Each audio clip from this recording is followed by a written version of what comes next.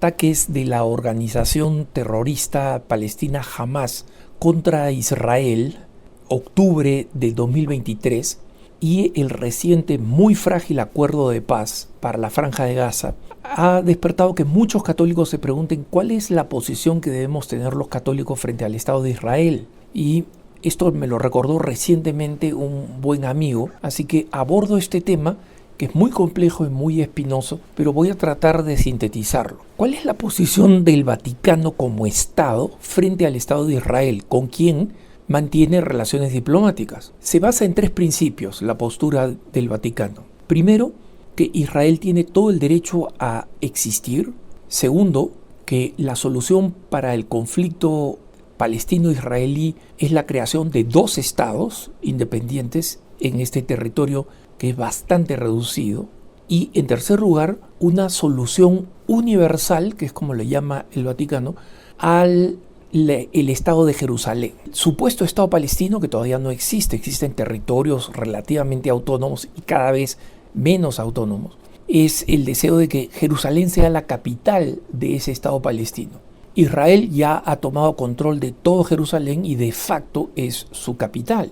Y los cristianos reclamamos que Jerusalén, protegido, resguardado por los israelíes, no sea un foco político donde se encuentra el poder israelí, que originalmente estaba en Tel Aviv, la ciudad más moderna y costera, sino que sea una ciudad abierta donde las 3 religiones que tienen ahí puntos importantísimos, es el segundo lugar más importante después de la Meca. Obviamente para los judíos es la capital histórica de lo que fue el reino judío, el reino de Israel, que no es el mismo Estado de hoy.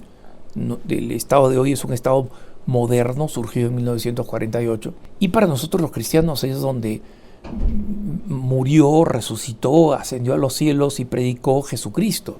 Entonces, esa es la posición de la Santa Sede. Ahora, respecto del conflicto palestino-israelí, lo que puedo compartir es mi experiencia. Primero, el Estado de Israel surge, como les dije, en 1948, y la razón es que lo que conocemos como el Holocausto, la Shoah, como le llaman nuestros hermanos judíos, durante la Segunda Guerra Mundial, es lo que lleva a los judíos a aplicar unos principios de una postura política judía que se llama el sionismo, es decir, centrada en Sion, el monte emblemático en la región de Israel que encontramos mencionado en el Antiguo Testamento, en los Salmos, y que en consecuencia es un punto simbólico de la existencia y el esplendor del antiguo Israel, del rey David, de Salomón, etc. Y esta postura política, que es el hecho de que Israel tiene que tener un Estado controlado por los judíos, se pone en práctica en 1948 gracias a un acuerdo de las principales potencias, y esa creación del Estado de Israel supone el desplazamiento de palestinos.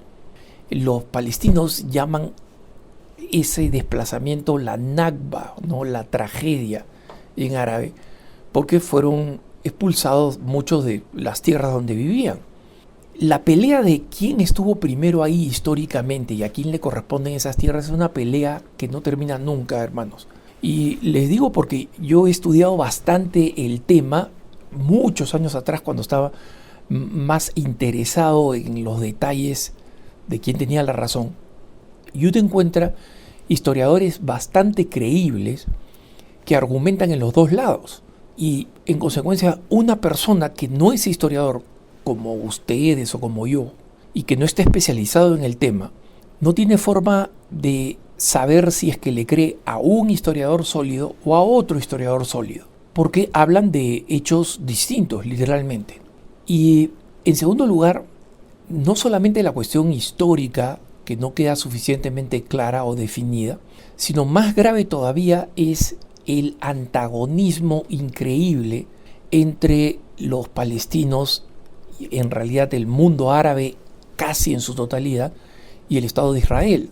Yo tuve la oportunidad de visitar Israel ya no como peregrino a Tierra Santa, sino con un grupo reducido de colegas periodistas para reunirnos con las autoridades políticas de Israel y luego en Palestina y hablar con las autoridades palestinas. Y la narrativa y la visión de cuál es la solución es completamente opuesta.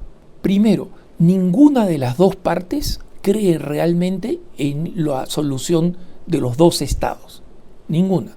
Los palestinos políticamente dicen que sí, que ellos creen en los dos estados, pero cuando hablan en confidencia dicen, mira, no es posible porque los judíos nunca van a confiar en nosotros y nosotros creemos que todo ese territorio pertenece a nosotros y nunca vamos a poder hacer justicia porque fuimos desplazados si los judíos no son desplazados. Y los judíos dicen, los acuerdos de paz que llevaron a la creación de los territorios palestinos autónomos, que debían ser el inicio de un país, que son la Franja de Gaza y la Cisjordania, simplemente han demostrado que han servido de plataforma para el terrorismo palestino contra Israel. Y en consecuencia, nunca vamos a poder convivir por una cuestión de supervivencia del Estado israelí.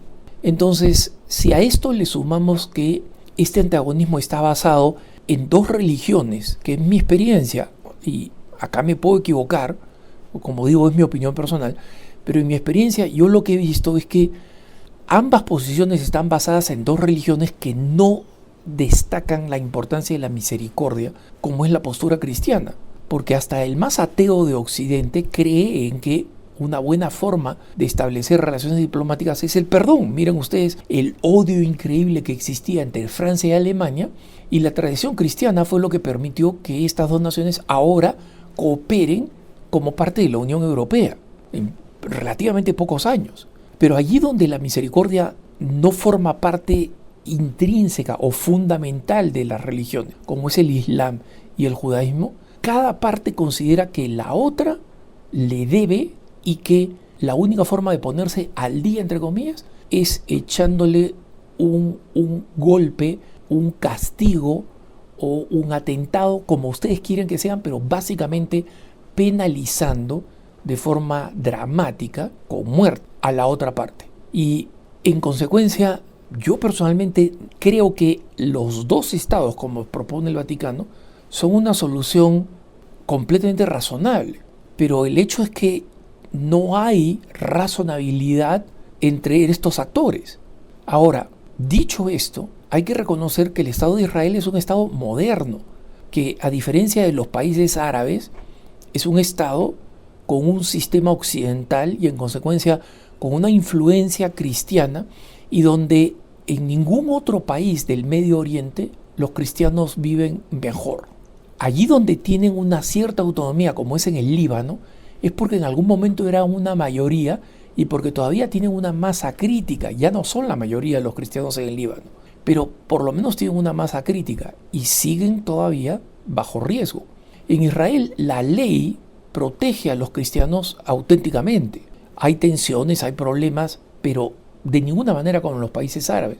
Y cuando uno entra a los territorios palestinos, habla con los cristianos y los cristianos dicen, sí, nosotros apoyamos la causa palestina, somos ante todo palestinos, estamos en contra del Estado judío.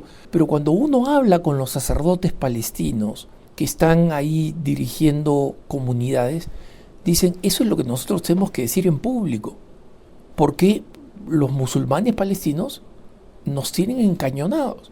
Y esto se ve en el hecho de que apenas se crearon los territorios autónomos palestinos, la población cristiana perdió el 80% de sus miembros.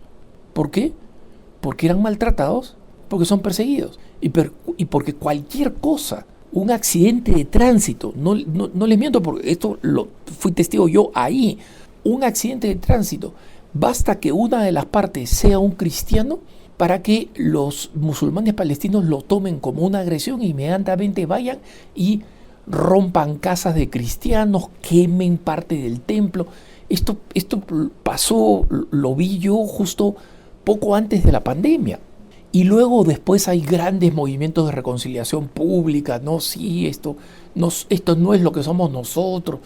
en realidad esto fue un exabrupto, una exageración. No lo es. Es la enorme intolerancia del mundo musulmán a los cristianos. En consecuencia, eso hay que reconocerlo al Estado judío, al Estado de Israel. Una persona puede legítimamente aplicar para obtener la nacionalidad israelita, además, digamos, del derecho del retorno que tiene todo judío, que automáticamente puede ser israelí. Pero una persona viviendo 5 años en Israel de manera continuada, si tiene trabajo, habla el hebreo y puede establecer que tiene conexiones y relaciones, que tiene un tejido social de personas israelíes que confían en él, uno puede adquirir la nacionalidad israelí. No es que a mucha gente le interese, pero puede. Trata de obtener una nacionalidad saudita, por ejemplo. No puedes. Y están cerrados a que no, la única forma es que tú tienes que tener raíces acá, tienes que ser musulmán. Eso demuestra que no hay una equivalencia entre la manera como existe Israel como un Estado moderno y la manera como operan los países musulmanes e incluso la comunidad palestina. Entonces, es verdad, hay muchos cristianos palestinos que han sufrido las consecuencias de la represión, de las agresiones israelíes, que son tan inmisericordias como la de los palestinos, ¿no? Y en consecuencia, yo especialmente conozco a muchos palestinos cristianos, pero esos mismos palestinos cristianos que tienen este resentimiento comprensible, histórico contra el Estado de Israel, por alguna razón están en el extranjero. Por alguna razón, como comunidad cristiana, están en el extranjero, no solamente porque fueron desplazados 80 años atrás por el Estado de Israel. Entonces, la situación es extremadamente compleja y las posiciones emocionales son muy claras, pero un católico que de verdad está, digamos, sentado en la tribuna para ver qué postura toma, creo que esta explicación le puede servir. Que tengas un buen día.